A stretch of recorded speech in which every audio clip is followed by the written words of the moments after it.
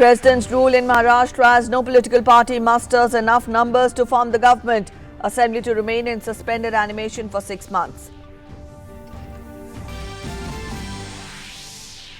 BJP justifies President's rule. Opposition criticizes. Shiv Sena approaches Supreme Court against the promulgation. NCP authorizes Sharad Pawar to take further action.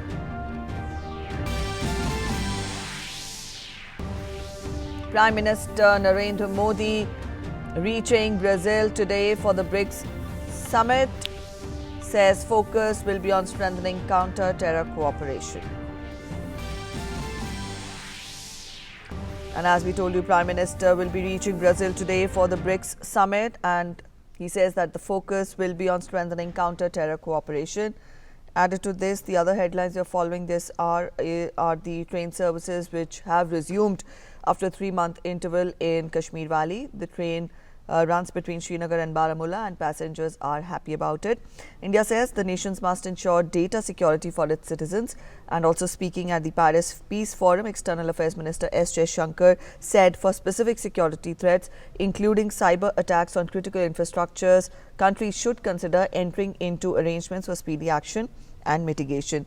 Added to this, the international headline is record-breaking cold and snowfall is freezing many parts of the United States. The Arctic blast, which began in Siberia, brings heavy snow and ice to many areas. We'll get you more on these headlines, but first up, the top story. The Shiv Sena will not mention in Supreme Court its plea challenging the governor's decision of not granting it 3 days' time for getting letter of support for the government formation in Maharashtra. Shiv Sena says another petition challenging the imposition of President's rule in the state was being readied but were non-committal when the fresh petition will be filed. The Shiv Sena had on Tuesday moved the apex court challenging the Maharashtra governor's decision but failed to get an urgent hearing in the matter. Also, the Shiv Sena had sought a direction from the apex court to quash the governor's decision of not giving it the opportunity to prove majority on the floor of the House.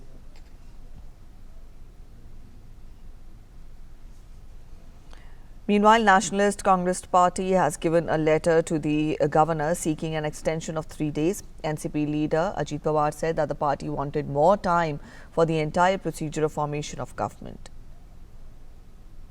जब किसी के पास जाएंगे government करने के लिए, तो ये दोनों भी गवर्नमेंट के अंदर आने वाले हैं या नहीं, या बाहर से सपोर्ट करने वाले, ऐसे अलग इशू है. लेकिन गवर्नमेंट में जो पोस्ट रहती है वो कौन से पोस्ट पे काम करने वाला है, कौन उसमें सहभागी होने वाला है, कौन बाहर से सपोर्ट करने वाला है, ये ऐसे अलग इशू है. 99 से 2014 तक कांग्रेस, राष्ट्रवादी कांग्रेस और कुछ हमारे साथी, इन्होंने भी 15 साल का गवर्नमेंट चला के दिखाया है. तो इसमें अभी दूसरे कुछ परिस्थिति निर्माण हुई है. वो परिस्थिति में रास्ता निकालने के लिए हमें एक दूसरे के साथ डायलॉग करना पड़ेगा. BJP spokesperson GVL Narasimhan blamed Congress for the ongoing political crisis in Maharashtra. Nearly 20 days have lapsed since the results in Maharashtra have been announced by the Election Commission of India. There has not been a sign of a government, and the so-called parties which want to give an alternate government have not come to an agreement even today, and they are making all kinds of atrocious and very unbelievable claims. The Congress, which has become the fourth party in Maharashtra, is actually wanting to come back to the power today through the back door. President's rule has been imposed in Maharashtra on Tuesday. The Union Cabinet had recommended President's rule after Governor Bhagat Singh Koshyari submitted a report in this regard. President Ramnath Kovind signed the proclamation under Article 356. The Assembly has been kept in suspended animation for 6 months. However, President's rule can be revoked anytime during these 6 months. The move came in the wake of the fact that no party was in a position to form the government even after 18 days of declaration of Assembly election results. The 288-member Assembly is currently split between BJP with 105 MLAs, Shiv Sena with 56, NCP with 54, Congress with 44 and others with 29. Even though President's rule has been imposed in the state, every attempt has been made to respect people's mandate. BJP has welcomed the decision. Shiv Sena has approached the Supreme Court against the decision, but reports suggest are not likely to get an urgent hearing.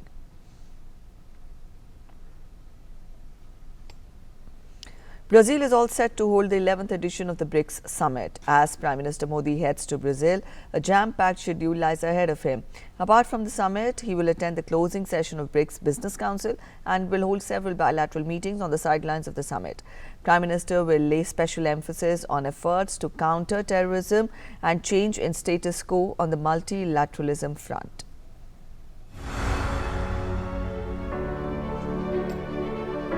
Prime Minister Narendra Modi heads to Brasilia to participate in the 11th BRICS Summit on the 13th and 14th of November. This is his second visit to Brazil. The country holds the BRICS chair and is hosting the summit. This is a very important summit because you correctly pointed out we have finished 10 years, one full decade of BRICS. Under Brazil's presidency, they have given priority to one, strengthening cooperation on science and technology. Second is strengthening cooperation on digital economy related areas. Third is strengthening, of course, people-to-people contacts. And fourth and important is strengthening cooperation on terrorism.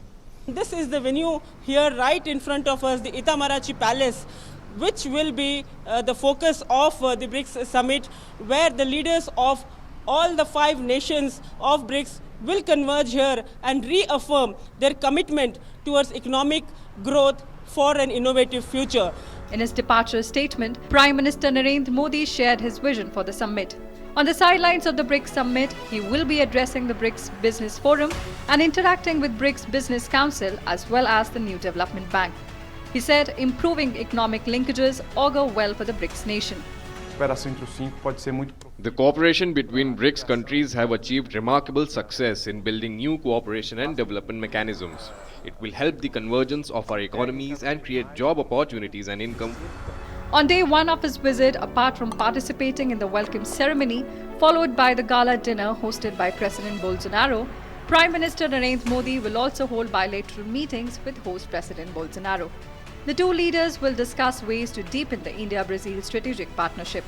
Prime Minister highlighted the potential in sectors like trade, defense, agriculture and energy that the two countries share. He will also hold bilateral meetings with Russian President Vladimir Putin and Chinese President Xi Jinping. This will be his first meeting with both leaders after the recent RCEP meet that saw India opting out of the free trade agreement. I think that the decision of India is a decision that everybody has to understand, because India has analyzed internally and it has seen that it would have probably more negative consequences than positive consequences. And I believe that everybody has to think this way. One of the important aspects that Brazil wants to discuss in the BRICS meeting is the issue of sovereignty.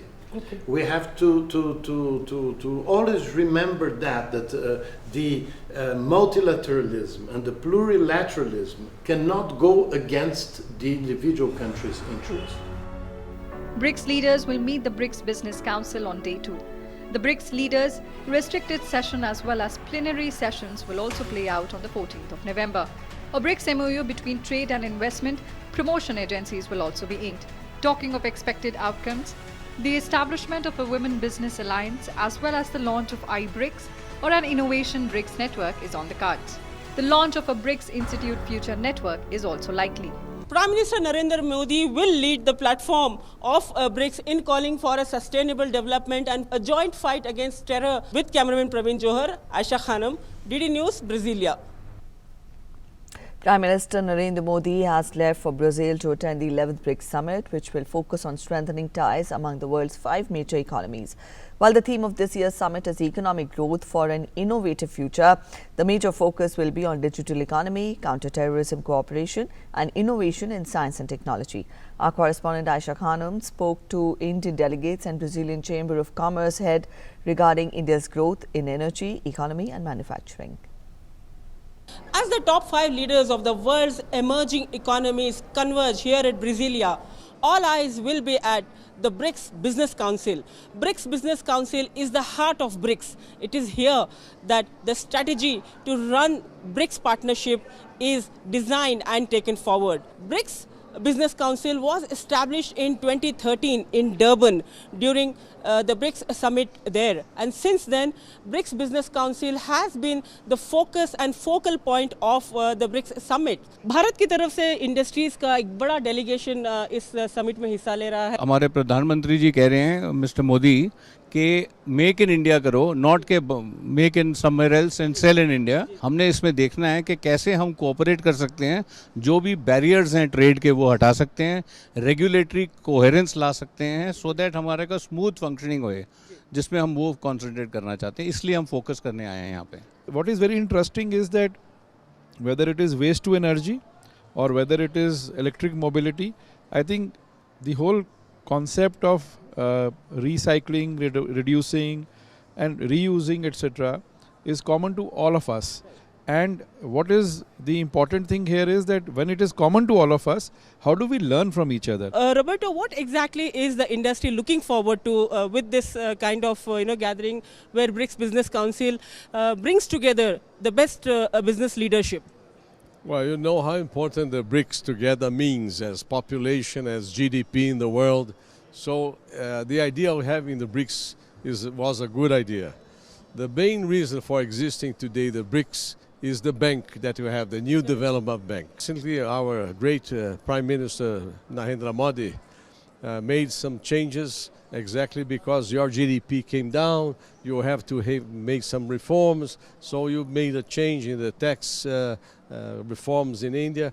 In Brazil, we're discussing for the whole year now. We have to make. We are not competitive. Okay. You know, many Indian companies are here in Brazil doing good business, but if we produce from Brazil to export at this moment, we are not so competitive.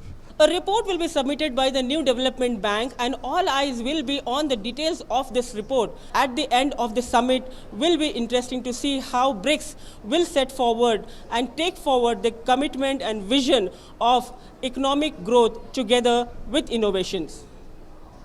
With cameraman Praveen Johar, Aisha Khanam, DD News, Brasilia. Supreme Court has upheld the Karnataka Speaker's decision to disqualify 17 MLAs from the 16th Legislative Assembly in July this year.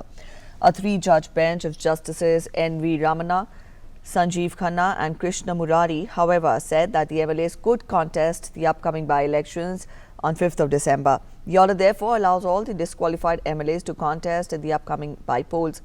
Former Speaker had said in his order that the MLAs cannot contest elections until the term of the current assembly ends in 2023. 17 disqualified Karnataka MLAs belonging to Congress and JDS had filed petitions after former Karnataka Assembly Speaker K.R. Ramesh Kumar passed an order to disqualify them ahead of the trust vote in July. The Honorable Supreme Court has on one hand upheld the disqualification, but has set aside the term during which they are stand disqualified. So in effect, they are permitted to contest the elections in the forthcoming by-elections to Karnataka Assembly. Yes, all these MLAs are now free to contest the by-elections in the forthcoming by-elections itself. The apex court of the nation has awarded a judgment. I must welcome it. I welcome it. I had to discuss with my friends and others, workers.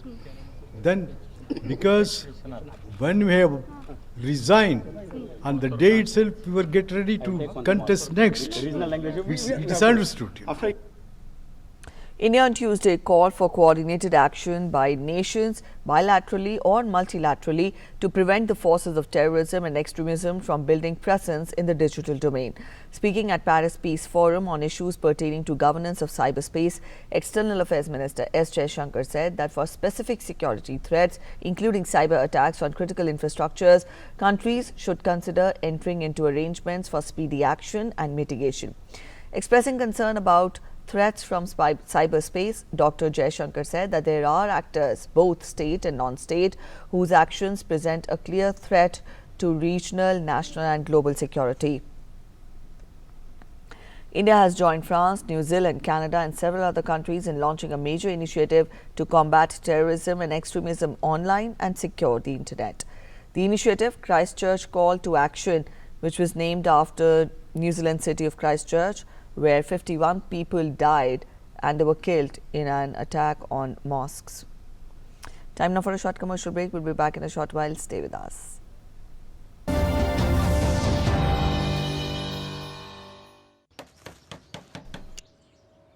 लगता है house warming में सबको impress करके छोड़ोगी। तुम अपने काम पे ध्यान दो। जी मैडम।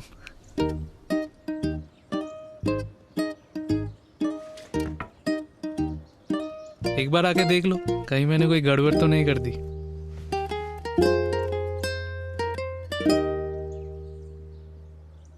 सिर्फ मेरा नाम क्यों? अरे जिसने घर खरीदा है उसी का नाम होना चाहिए ना। और फ्रेंड्स क्या कहेंगे? फ्रेंड्स कहेंगे कि काश अपनी बीवी भी ऐसी होती।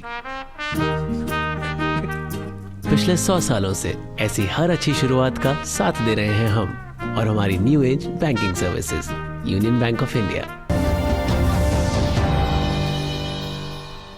Welcome back after the break. In Delhi, the pollution index has climbed back to alarming levels as the air quality marked severe at many places. As per the air quality index data, the major pollutants PM 2.5 reached severe category in most of the areas across the national capital, including Lodi Road, ITO, Mathura Road, Anand Vihar, Jahangir Puri, RK Puram and Vivek Vihar. With high pollution levels, the capital and adjoining regions are also engulfed by dense smog with reduced visibility.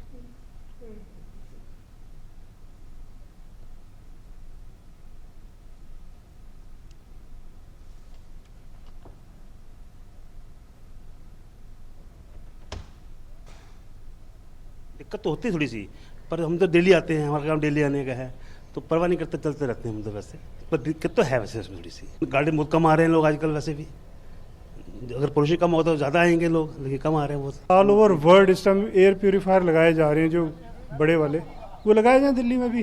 खांसी भी ज़्यादा, irritation होती है, आंखों में पानी आता है और भी बिल्कुल सरकार की तरफ से कदम उठाए जाने चाहिए। हाँ तो तकलीफ तो है जी, इससे तुम्हारे शरीर के लिए बहुत हानिकारक है। आंखों में जलन सी भी होती है कई बार। इसको गवर्नमेंट को कंट्रोल करना चाहिए। आँख में मिर्ची उर्ची बहुत लगती है, मगर सबसे पहले क्या है कि सरकार को ये सब चीज़ ध्यान देना चाहिए कि इतना पोल्यूशन क्यों हो रहा है। 600 अब कह रहे हैं, 600 तो बहुत हो गया, ये तो बंदा मर जाएगा ऐसे, सरकार कुछ नहीं करेगी तो इस पे ध्यान देना चाहिए। And record-breaking cold and snowfall is also freezing many parts of the United States. The Arctic blast, which began in Siberia, has brought heavy snow and ice to many areas.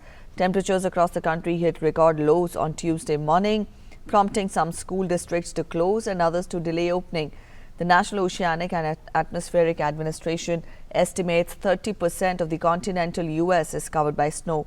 The air mass, which led to more than 1,000 flight cancellations, is expected to break more than 150 daily temperature records across the eastern half of the country over the next 2 days.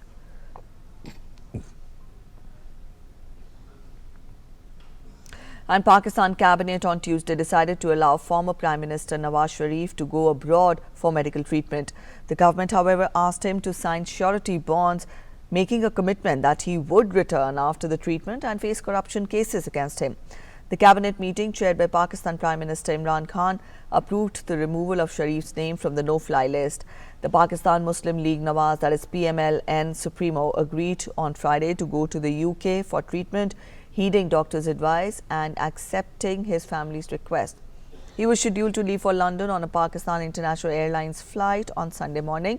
However, he could not leave as his name figured in the no-fly list.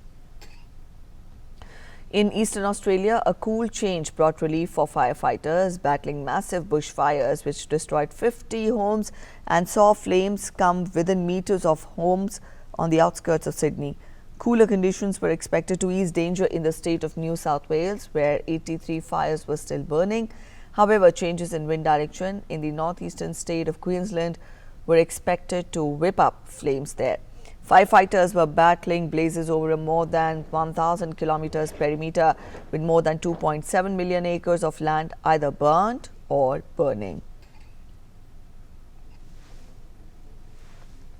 In a tragic incident, at least 19 people died when a bus went down a ravine in a mountainous part of northern Peru on Tuesday. The accident near the town of Otzuco sent the bus tumbling down some 300 meters and reportedly left at least 23 other passengers injured. The accident occurred on a treacherous mountain road with winding roads, driver error and the state of vehicle being blamed for the tragedy. Fatal traffic accidents are common on Peruvian roads, claiming thousands of lives in recent years.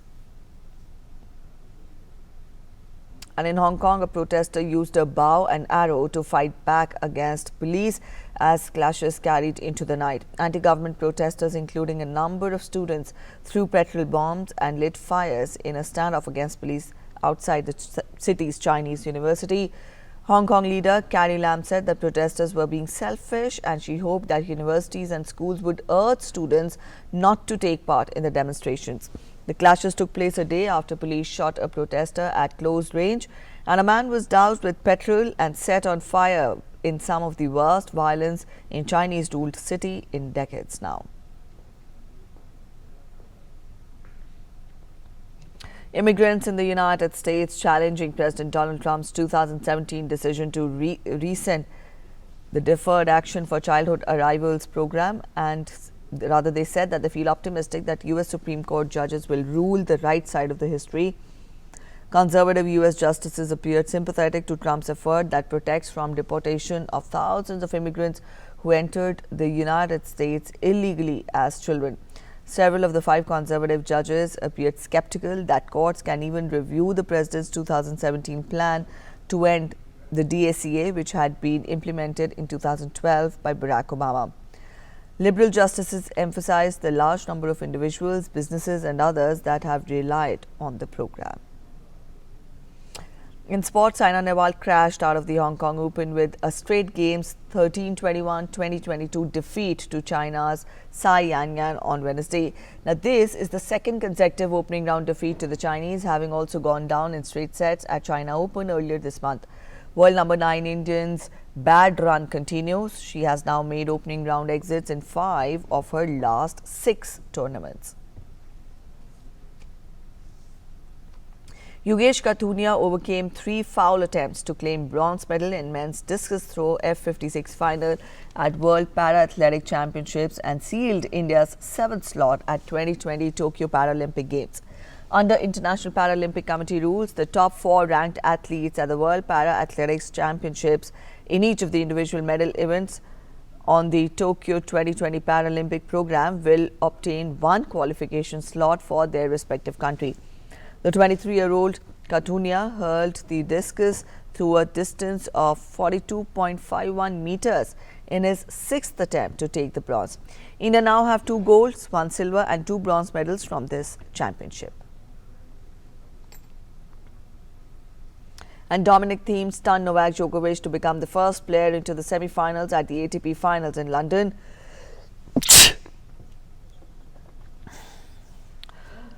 The Austrian won a thriller 6-7, 6-3, 7-6 to advance, ensuring Djokovic and Roger Federer will fight for the other place when they meet in their final group match on Thursday.